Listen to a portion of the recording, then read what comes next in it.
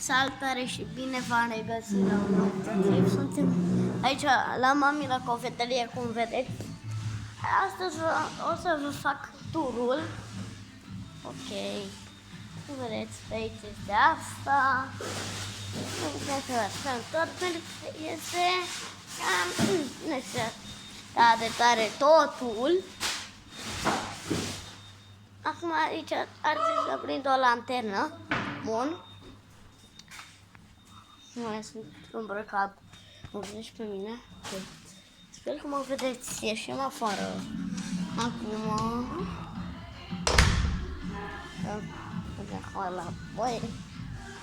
Să vă cam pe aici. Ok, aici este ăsta. Acolo este balon. Acolo este iglul făcut din gheață. Acum am stopit gheață. Și este socuri. Și aici sunt chestii